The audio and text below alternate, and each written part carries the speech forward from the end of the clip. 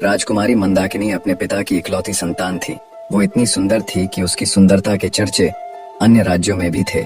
उसमें सौंदर्य के साथ साथ सदाचार, प्रतिभा आदि और भी सद्गुण थे, परंतु सब सद्गुणों तथा पिता के स्नेह ने उसे अभिमानी बना दिया। उसका अहंकार इतना बढ़ गया था कि वो किसी दूसरे को अपने सामने कुछ समझती ही नहीं थी। अनेक राजकुमारों ने उससे विवाह करना चाहा, किंतु किसी को वह अपने योग्य माने तब तो। राजकुमारी की अवस्था दिनों दिन बढ़ती जा रही थी। महाराज को लोक निंदा का भय था। लोग कानाफूसी करने भी लगे थे, किंतु राजकुमारी अपने अहंकार में चूर थी। वह किसी भी राजकुमार को देखने तक को भी प्रस्तुत नहीं होती थी। अंत में महाराज ने पड़ोस के युवक राजा रंगमोहन के साथ एक योजना बनाई और घोषणा कर दी कि राजकुमारी के आगामी जन्मदिन पर प्रातः काल जो पुरुष नगर द्वार में पहले प्रवेश करेगा, उसके साथ राजकुमारी का विवाह कर दिया जाएगा। फिर वह कोई भी हो। राजकुमारी का जन्मदिन का दिन आ गया। प्रातः काल नगर द्वार में सबसे पहले आने वाले पुरुष को राजसेवक पकड़ लाए। वह था फटे चिथड़े लपेटे एक भिक्षुक, परंतु वह जवान था, सुंदर था और पूरा अलमस्त था। उसके मुख पर एक अलग ही तेज नजर आ रहा था। महाराज ने राजपुरोहित को बुलवाया और बिना किसी धूमधाम के भिक्षुक के साथ राजकन्या का विवाह कर दिया। राजकुमारी चिल्लाई और रोते रोते उसने अपने सुंदर नेत्र लाल बना लिए, किंतु आज उसके पिता निष्ठुर बन गए थे। उन्होंने पुत्री के रोने चिल्लाने पर ध्यान ही नहीं दिया। भिक्षुक को केवल 5 स्वर्ण मुद्रा देकर उन्होंने कहा, तू अपनी पत्नी को लेकर मेरे राज्य से शीघ्र निकल जा, और याद रखना, यदि फिर तू या तेरी पत्नी मेरे राज्य में आए तो प्राण दंड दिया जाएगा। चलो मंदाकिनी। भिक्षुक ने राजकन्या को पकड़ा और चल पड़ा। रोती बिलखती राजकुमारी उसके साथ जाने को विवश थी, परंतु भिखारी ज्यों का त्यों प्रसन्न था। वह पत्नी के रोने पर ध्यान दिए बिना गीत गाता चल रहा था। राजकन्या को पैदल ही पिता के राज्य से बाहर जाना पड़ा। भिखारी उससे मधुर भाषा में बोलता, उसे प्रसन्न करने का प्रयत्न करता।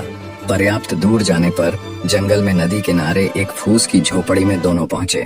भिखारी ने कहा, अब यही तुम्हारा घर है। तुम्हें स्वयं अब जंगल के पत्ते और लकड़ियां लानी पड़ेगी। कंदमूल जो कुछ मिलेगा उसे उबाल कर खाना पड़ेगा।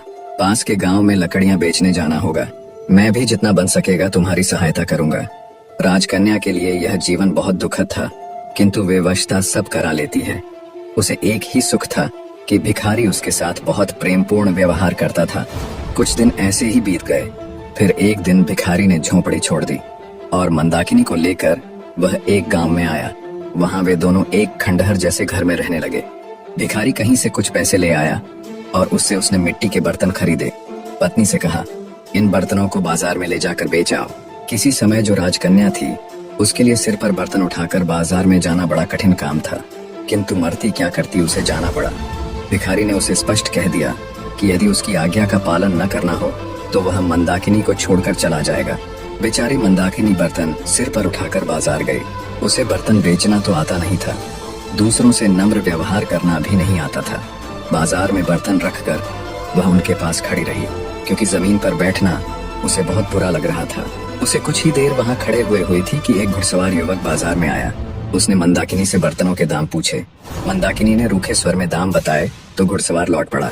मुड़ते समय उसका घोड़ा भड़क उठा। फलतः घोड़े के पैरों की ठोकर से सब बर्तन फूट गए।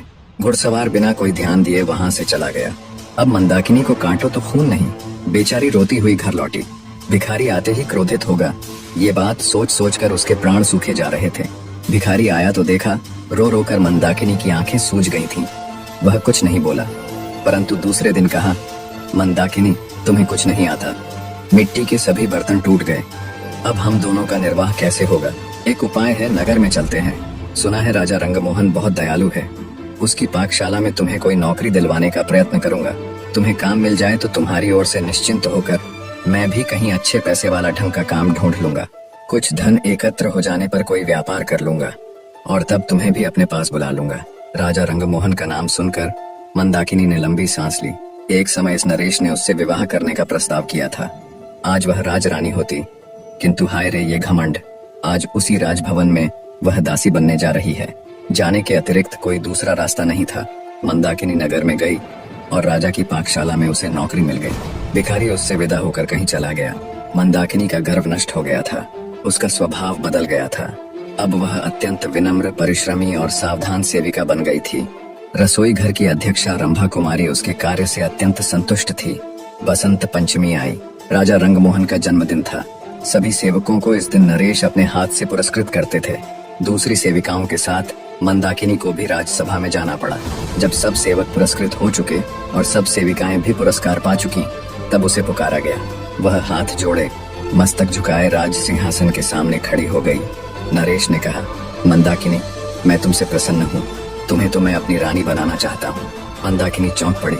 महाराज, आपको ऐसी अधर्मपूर्ण बात नहीं करनी चाहिए। मैं परस्त्री हूँ। क्या हुआ जो मेरा पति भिक्षुक है?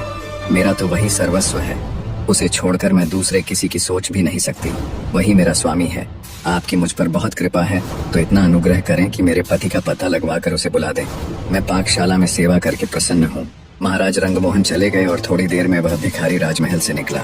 मंदाकिनी उसे देखते ही दौड़कर उसके पैरों पर गिर पड़ी।